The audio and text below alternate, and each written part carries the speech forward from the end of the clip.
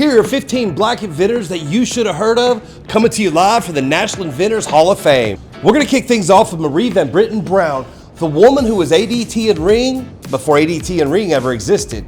In the 1960s, as a nurse in New York, she was fascinated with electronic products, and her husband happened to work in the electronics industry, so she got her hands on some closed-circuit television cameras. And what she did was create a home security system, complete with that closed-circuit camera, remote door locks, panic buttons to the fire and police department. She could remotely lock and unlock her door, and she received a patent for this. One of the best-selling toys of all time, and a water gun that changed the world, the Super Soaker, was actually invented by a nuclear engineer and a graduate of Tuskegee University, Lonnie Johnson. Next up on our list is the man, the myth, the legend, George Washington Carver.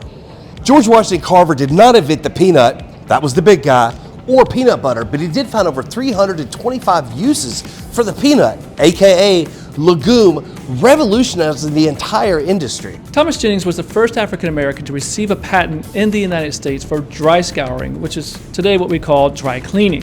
In 1820, he applied for the patent and had to take an oath to swear that he was actually a citizen of the United States. Now, he was a freeman, so he was a citizen. Upon his death, Frederick Douglass wrote that the patent recognized his citizenship, which to many was unnerving.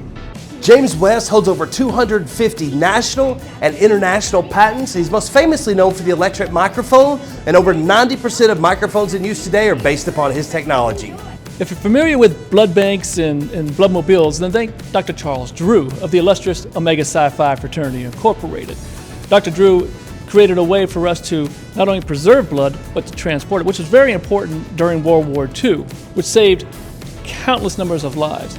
Unfortunately, African Americans at that time were not allowed to actually donate blood, but that was reversed in 1942 when the Red Cross allowed it, except that blood was still segregated. Dr. Charles Drew then resigned in protest. Sadly, Dr. Charles Drew would actually die in 1950 in a car accident. Dr. Gladys West, a Virginia State University graduate who went on to work at the Naval Surface Warfare Center for over 40 years, she came up with many, many amazing things.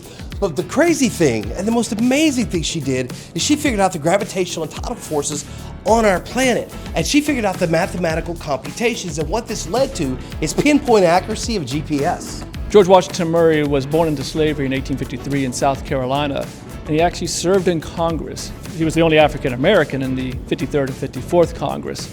But he was also an inventor, and he held 8 patents in farming and agriculture. And one of those patents, his inventions, was this one right here, which was inspired by his wife's sewing machine.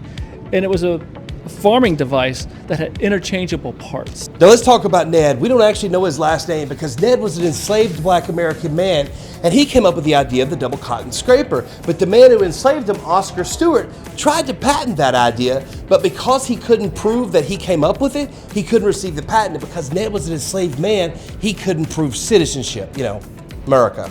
Patricia Bath was inducted into the National Inventors Hall of Fame in 2022 and was the first black woman physician to receive a medical patent. Her invention, the laser phaco, a new device and technique for removing cataracts. I told you about Ned, but let me tell you about Madam C.J. Walker, one of the first American women to be a self-made millionaire. She built a hair product company that became an international conglomerate. And she was so successful because she invested back in her business and the communities that supported her. And she actually went to President Woodrow Wilson in 1917 to demand that we make lynching a crime. If you like breadcrumbs in your salad, then you're going to love Joseph Lee. Born in 1849, he spent the first 10 years of his life in slavery. He then went on to be a blacksmith in the Civil War and then served as a steward in the U.S. Coast Survey. Now, as a steward, he was a cook and a baker. And it was the baking that changed everything. A self-taught entrepreneur, Lee created a device that was a kneading device that helped streamline the baking process and create more uniform bread. With a lot more bread, he started looking around and seeing that there's a lot actually going to waste. And so he created the breadcrumber. One of my favorite inventors of all time, Frederick McKinley Jones. He was orphaned at 11 years old with a 6th grade education, and he went on to change our world. Not only did he patent the movie ticket dispensing machine, he created a pre-runner of the snowmobile and the portable x-ray machine. He also created mobile refrigeration, which gave the world Thermo King, which is how we transport frozen items from point A to point B. And he received over 60 patents in his lifetime. If you like working from home, then thank Marion Croak, the inventor of the voice over the internet protocol. She's the one who kept us all connected during COVID. Walt Disney's most prolific inventor is Laney Smoot. He has 106 patents and counting. And one of my personal favorites is the extendable lightsaber. And he has been revolutionizing the film industry. And one of those inventions is this right here, the holotile floor technology, which allows actors to be on stage, stand on the floor, and walk and move in any direction without ever actually moving. This concludes our tour at the National Inventors Hall of Fame here in Alexandria, Virginia, where this is like a living, breathing database of some of the most brilliant and American genius in our country's history.